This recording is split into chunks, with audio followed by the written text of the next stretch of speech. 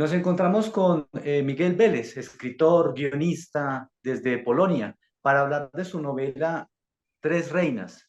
Esta novela que sin duda alguna empieza a cautivar a los lectores porque pues bien lo es el género un tanto de misterio, un tanto de thriller. Miguel, comencemos a hablar precisamente de esta historia de las tres reinas que se teje en el Caribe colombiano. ¿Cómo nace la historia? Siempre pregunto el génesis de esta propuesta. Mira, a mí siempre me ha gustado mucho, lo que me gusta mucho al leer son las atmósferas, es sumergirme en un lugar en particular y habitarlo. Y a mí me gusta mucho el Caribe. Me parece que el calor, la humedad, los sonidos de las chicharras, la gente, esa gente un poco salida de la realidad, o más bien un poco como hiperrealista, que es lo que uno encuentra en el Caribe, me cautivó mucho. Y a raíz de eso y de experiencias que yo tuve de caminar en la calle y conversar con gente en Barranquilla, empecé como a fraguar una idea, pero fue una idea que yo me llevé y la empecé como a darle estructura. Y así fue como surgió el misterio. Eh, ¿Cuál misterio? Pues la historia en realidad es una familia que no ha podido resolver la misteriosa desaparición de la mamá. Y muchos años después todavía se siguen preguntando qué pasó. Y nosotros, y nosotros entramos al libro o a la historia de esta familia en el año en que las tres hijas están bellísimas y están ya maduras y están, digamos, listas para ser candidatas a ser las reinas del carnaval. Y las tres se postulan y eso genera en ellas una inmediata adversidad, una enemistad que nos, que nos sumerge a nosotros en la historia de la familia y que a través de este conflicto es que empezamos a ver, tenemos pistas de qué pudo ser lo que pasó, de qué fue aquello eh, que causó la desaparición de la mamá. Y también nos preguntamos continuamente si la mamá va a aparecer por la puerta en cualquier momento o no. Si respondí tu pregunta. Sí, por supuesto que sí. De hecho, me permite evocar, tiene como unos elementos, no sé si sea inconsciente de cada creador, algo shakespeariano, ¿no? Este tema de que ya empiezan ellas como la coyuntura entre hermanas a tener cierta rivalidad, pero indudablemente también me transporta a ese Caribe donde están todas estas historias. No quiero caer como en el lugar común, pero un tanto García Marquianas, de las atmósferas, de esas rivalidades, de esos misterios. ¿Usted tuvo, por supuesto, alguna influencia del género policíaco, del género thriller, para poder, digamos, darle el ritmo a su historia, a las tres reinas? Bueno, vos acabas de mencionar Shakespeare, García Márquez y el thriller policíaco norteamericano. Evidentemente un poco de los tres. Bueno, cuando uno habla de reinas y habla de enemistades familiares, es inevitable irse al teatro inglés de la época. Pero fíjate, yo te cuento una anécdota con García Márquez. A mí lo que me pasó fue que durante la pandemia, ah, viéndonos encerrados y como con un tiempo extra, porque pues en el caso mío ya no había filmaciones, no había rodajes, entonces aproveché para leer libros que no había leído, entre ellos Cien años de soledad. Y para mí fue como si García Márquez me diera permiso, me dijera, ve Miguel, los colombianos contamos así. Porque no sé si a ti ha pasado a vos, pero a mí me pasó que a nosotros nos educan en la literatura rusa, en la literatura francesa, en la Sí, literatura claro. inglesa, pero de la literatura colombiana pues sabemos muy poquito. Entonces al leer a García Márquez para mí fue realmente como una revelación. Dije, wow, es que no solamente es un gran libro, sino que es una gran historia, grandes personajes, y eso me fascinó. Entonces me dio como el impulso de decir, ok, yo he hecho guiones, yo he hecho cosas de esas, pero quizás pueda hacerlo en novela. Entonces sí, fue una gran inspiración. pero no tanto porque yo lo quería imitar a él, sino porque me gustó su manera de contar, esa libertad del colombiano, es decir, eh, de hablar del Caribe, de los bananos, o de cosas como las hizo Gabriel, como el realismo mágico. Y evidentemente Robinson, que yo soy fanático de Hitchcock, soy fanático de los thrillers, de las películas de suspenso y de los libros de suspenso. A mí me gusta mucho el suspenso porque el suspenso es un género que al final siempre te premia. Si Claro. tenés la paciencia, al final te premia, te dice, ok, aquí está el premio. Le comentaba también del tema del género policíaco, el género thriller, porque cuando usted me habla de la desaparición de esta señora, inmediatamente me remito a Stieg Larsson y toda la saga Millennium, ¿no? Que pues la primera obra es esto, y todo este policíaco nórdico, de Sí, Suecia, de Holanda también, que tiene unos grandes referentes, pero sobre todo en la parte sueca. Hay también cierta influencia allí de pronto, ya que es tan amante del suspenso. sí, sí, sí, evidentemente, aunque yo miré un poquito más hacia Bélgica, donde está Joel Dicker, Ah, por supuesto. que Joel Dicker, el del caso de Henry Cavill, por ejemplo, Ujú. y que él después ha sacado como 5 libros.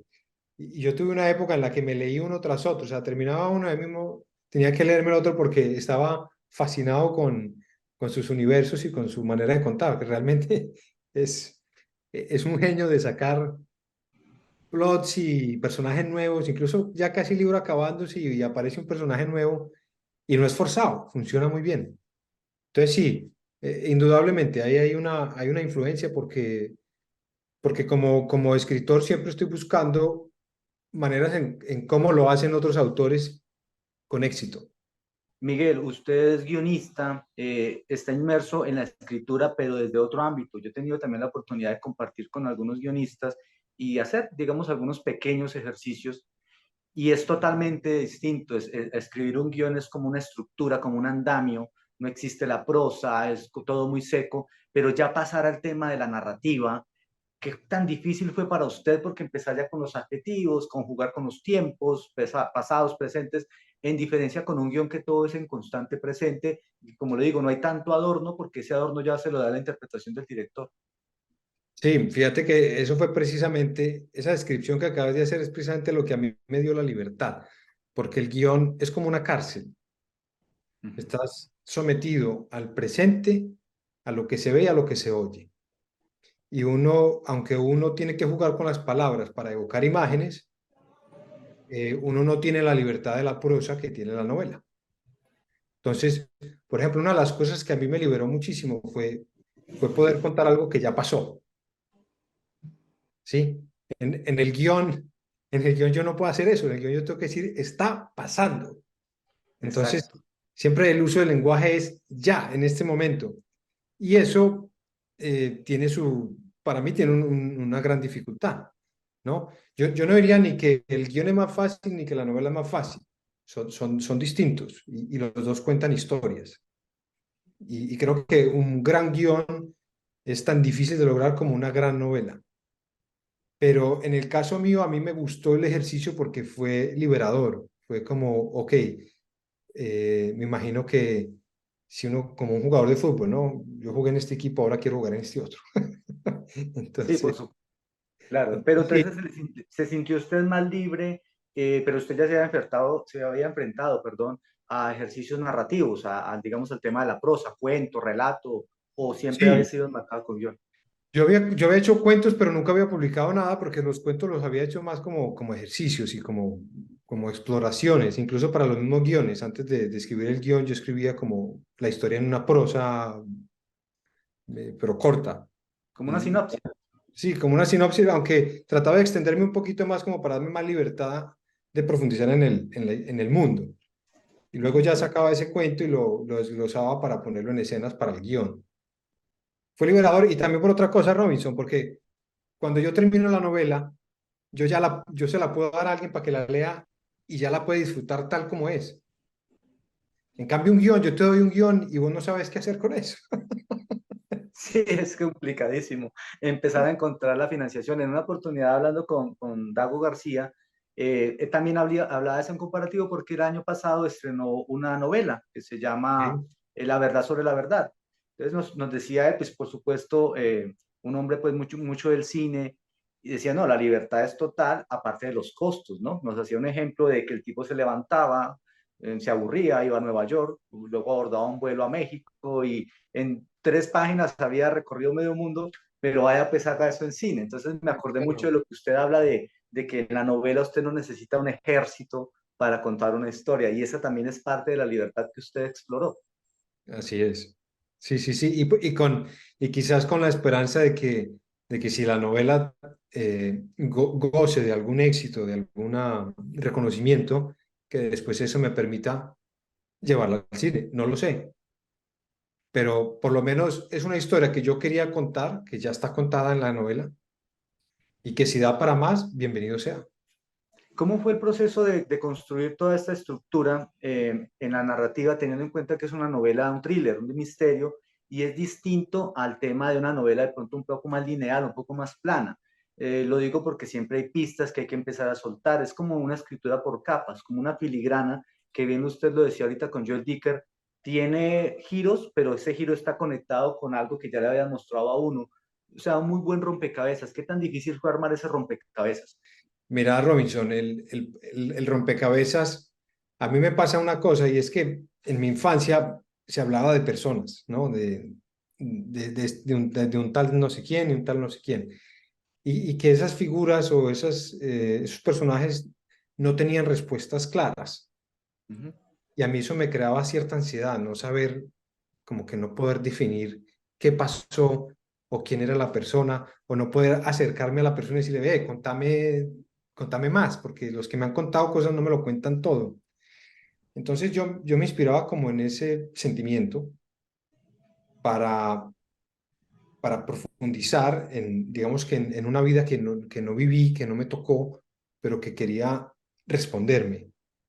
Entonces, ¿a qué voy con esto? Que eso me permitía decir, ok, digamos que yo tengo un personaje que se llama Pepe y Pepe era, me lo describieron así. Entonces yo me lo traje para la novela y dije, ok, voy ahora a contar la historia de Pepe, pero mi Pepe, y lo voy a resolver en mi cabeza.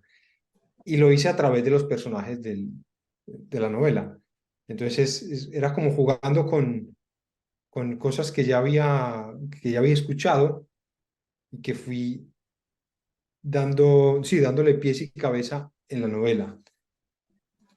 Y lo otro que te puedo decir es que el proceso de escribir, por ejemplo, en el guión, yo tengo que saber muy bien para dónde va cada escena y para dónde va el final,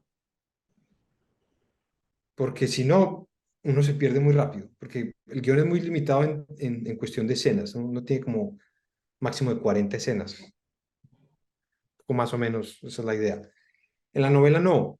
Entonces, en la novela yo me permití avanzar sin, a veces no sabiendo a dónde iba, que Sí, suene claro.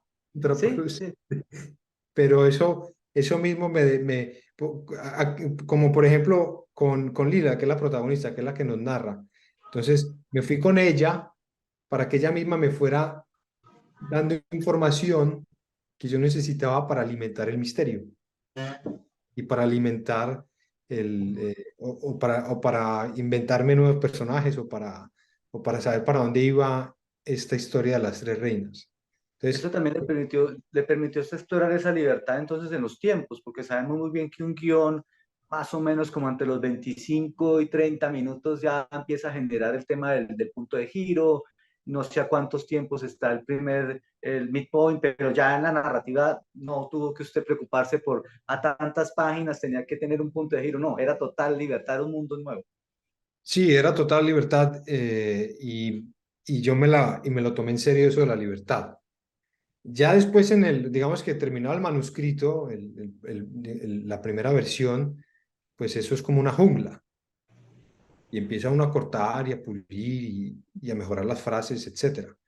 Y ahí sí fue como que ya empecé a darle un orden a los capítulos y que cada capítulo tuviera una coherencia con el otro y digamos que el interés de la lectura no decayera capítulo a capítulo, sino al contrario, que cada capítulo lo dejara uno, uy, uy, y que iba subiendo, así como un escalamiento continuo. Entonces, pero eso sí Como, fue acción, eso no es tan fácil de hacer de primerazo. sí, claro, como un buen thriller que va siempre en ascenso, y que hay de pronto ya otros formatos, sobre todo en las series, que adquieren eso del thriller o del suspenso, así no sean de ese género, pero que lo dejan a uno como enganchado para seguir conectado allí. Su proceso creativo, Miguel, en comparación con la escritura del guión, porque pues digamos que hablamos ahorita de la rigidez, de como esta especie de atrapado en el presente. ¿Cómo le sirvió de alguna forma ese método del guión, o cambió también el proceso creativo? Escribía en otras horas, tomaba apuntes, decidió reinventarse también de esa forma. Mira, cambió porque una de las cosas que yo hice fue apagar computadores y celulares y me puse a escribir a mano,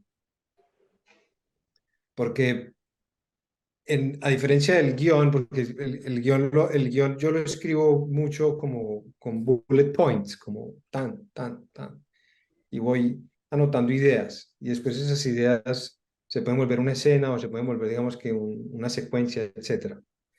Con la novela yo no tenía ni idea, entonces yo lo que hice fue agarrar un cuaderno y un lapicero y me senté en un sillón y empecé a escribir.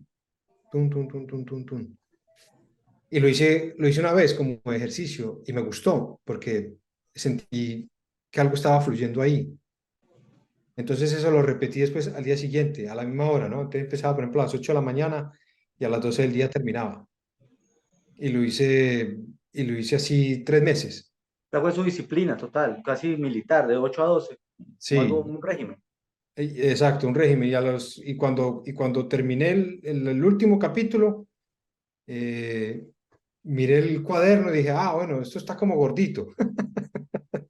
Que sí fue un cuaderno completo, ¿no? Y cuando terminé, entonces lo pasé al computador. Bueno, pasar al computador era más, como en el paso del computador empecé a editar, digamos que ese paso fue un mes más.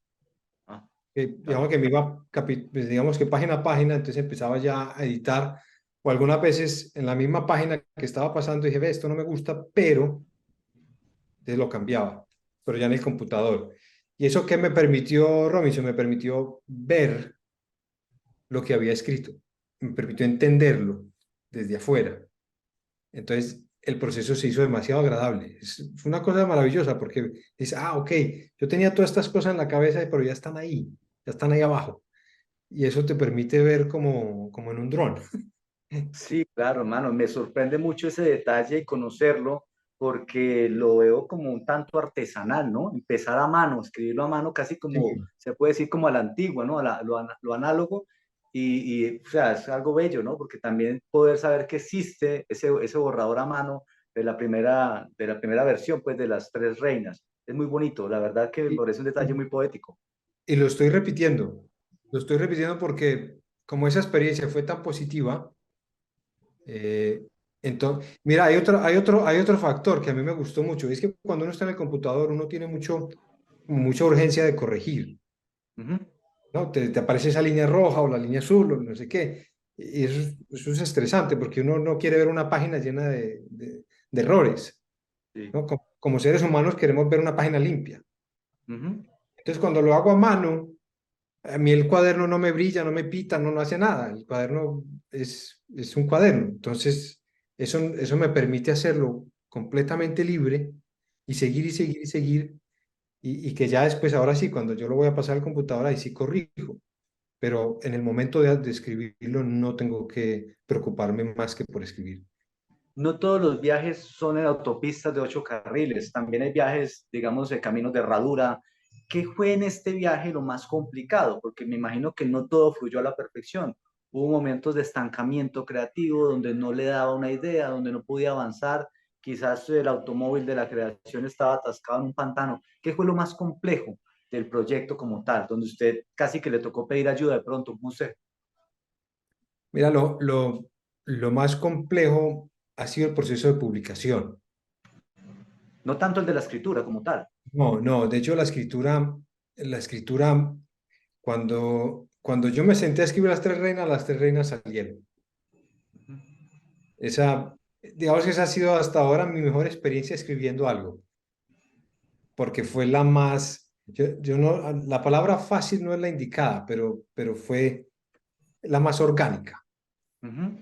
Quizás Robinson yo en el fondo era un novelista y no tenía ni idea. Sí, es muy probable y siempre contactado con las historias, con las lecturas. Pero entonces llegamos al tema de la publicación. ¿Por qué fue tan difícil? Bueno, porque el mundo ha cambiado mucho, el mundo de la publicación ha cambiado mucho y ahora las editoriales quieren que el autor pague todo. Entonces, entonces imagínate uno llega con la idea romántica de que alguien te va a encontrar y va a descubrir tu libro, así no, venga para acá, vamos a publicarlo, vamos a hacer no sé cuántas copias y publicidad, etcétera y tal.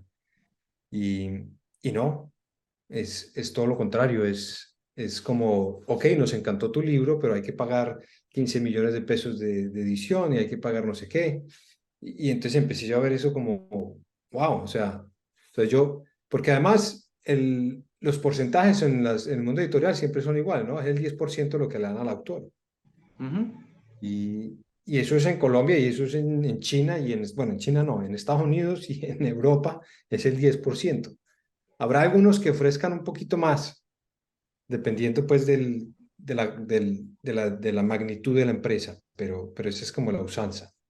Entonces yo decía, no, pero si yo tengo que pagar una edición, que además ya hice, porque ya pagué una, porque yo había contratado a un editor para trabajar, digamos que en la parte final del manuscrito, y luego ellos se van a quedar con el 80%, en fin, no me parecía, no me motivaba mucho, Ujú.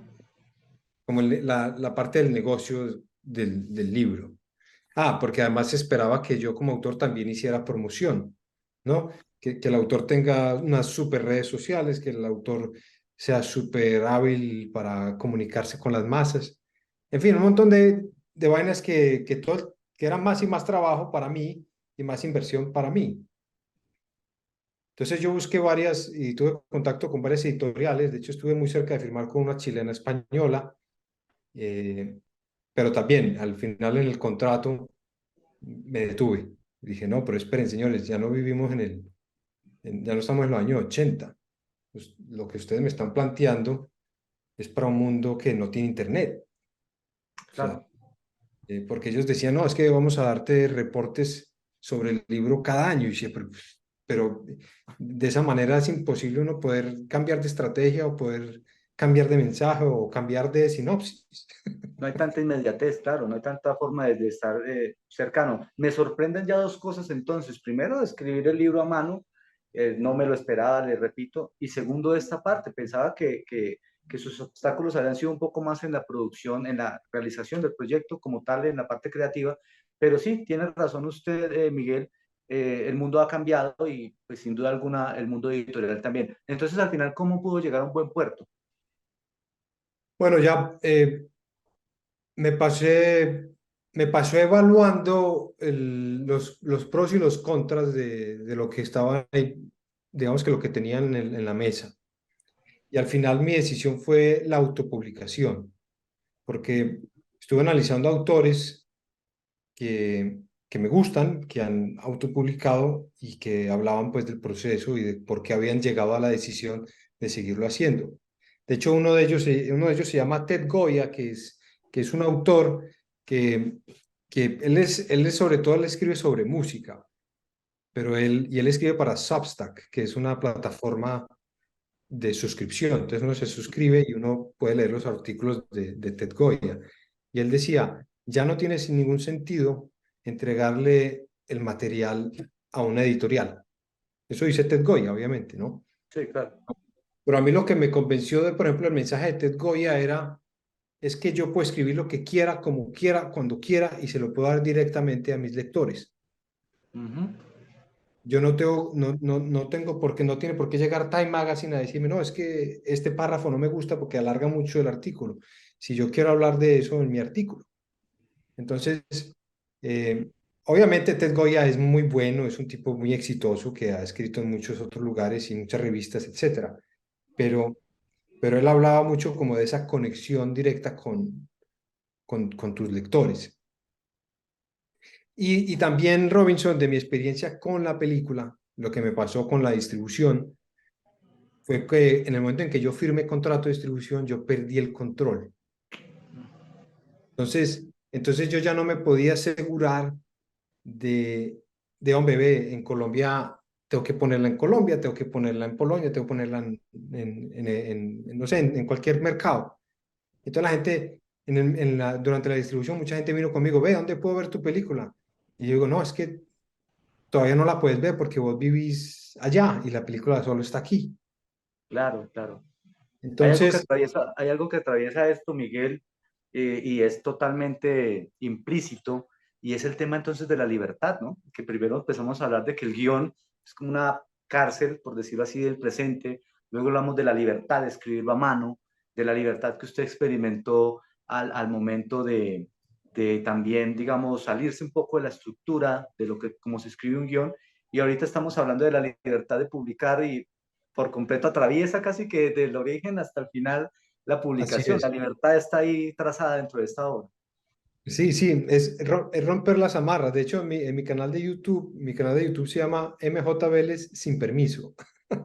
Porque, porque véame, yo vengo del cine, yo estudié cine, hice muchos comerciales, hice muchos videos musicales y en esa experiencia laboral me di cuenta que la oportunidad de expresarse o la parte creativa es muy, muy controlada.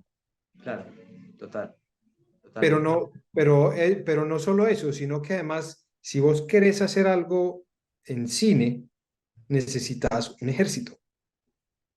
Y eso a mí siempre me causó grandes frustraciones, porque decía, hombre, es que yo tengo estas ideas, yo quiero hacer esto, yo quiero hacer no sé qué, y siempre había algo que se interponía en el camino. No, es que no hay plata.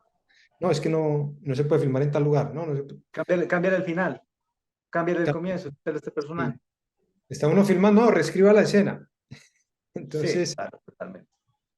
que digo, no está mal, es parte de ese medio, pero yo estaba buscando en el 2020, cuando llegó el COVID, algo que me permitiera una satisfacción en el día a día, que Claro, cuando, sí. cuando yo me fuera a dormir, yo dijera, hoy escribí 3 páginas de una novela que en el peor de los casos ya se puede leer. Miguel, ¿dónde se puede encontrar la novela? ¿Dónde pueden las personas conectarse? Si pueden tener la física, si pueden disfrutar la física sería maravilloso porque veo que la portada es muy, muy bonita. ¿Qué portada así invita a leer? ¿O la pueden encontrar de una manera digital? ¿En qué plataformas? Mira, el Robinson, la edición física, o sea, el libro impreso es el que más se ha vendido, curiosamente. Yo pensaba que todo el mundo iba a comprar el ebook, que además es mucho más barato, Sí, pero, pero me ha sorprendido que los números del el ebook y el print van así. Y yo dije, wow, o sea que la gente la quiere impresa. Si existe impresa, la encuentran en Amazon. Está ahí en Amazon la versión ebook o tapa blanda. ajá, Eh, y también una versión en audiolibro, Robinson, buenísima, que yo grabé con Ángela Vallé, que es una mujer de Valledupar, que hizo una voz extraordinaria. O sea, yo quedé fascinado con esa versión, porque además yo quería un acento costeño y una mujer que tuviera como la voz de Lila, que es la narradora de la novela. Y Ángela fue como, yo cuando escuché a Ángela, porque yo hice un casting de muchísimas, muchísimas voces, y claro, cuando escuché a Ángela fue, wow, esta es mi Lila. claro. Y Sí. inmediatamente hicimos clic y trabajamos en esa versión que a los que les guste hacer deporte o manejar o caminar escuchando un libro, recomendadísima. Usted es un hombre de libertades, Miguel, porque indudablemente pasa de lo audiovisual, de la escritura de guiones a la narrativa y ahorita también otra sorpresa más y es un audiolibro. Otro Audio. mundo totalmente distinto, ¿no? Increíble. Todo lo que Sí, puede dar una idea. pero fíjate, Robinson, que el mundo de hoy, los jóvenes, los que son más jóvenes que nosotros dos, van a, van hacia el audiolibro fijo, Claro. porque es lo que tenemos. O sea, pues ya vos tenés los AirPods, los pones, te montas al bus, te montas al metro. En mi caso personal, cuando yo hago eso, yo en vez de poner música, pongo un libro. Claro, por Entonces supuesto. yo mismo me di esa oportunidad de explorar el audiolibro y a mí me encanta, a mí me encanta salir a caminar y ir con un libro, con un suspenso, con un thriller. Yo veo esos paisajes, esos maizales y están hablando de un asesinato en el libro. Yo soy feliz. Ahorita que está escribiendo, Miguel, ya que digamos se cierra el ciclo de esa novela que está creando ahorita, ¿también del mismo género o explora otro? No, estoy en un género parecido. Mira, ahorita a las 8 de la noche de acá tengo un pitch con Paramount porque escribí una serie que se llama Malbicho, Ujú. que cuenta, que cuenta la historia es una historia de ciclismo en Medellín. No puedo entrar en detalles, Sí, pero tranquilo. pero también es un crimen deportivo, Ajá. porque Y en cuanto, a mí me gusta mucho eso. Yo creo que es la influencia también del Medellín que yo viví cuando era niño.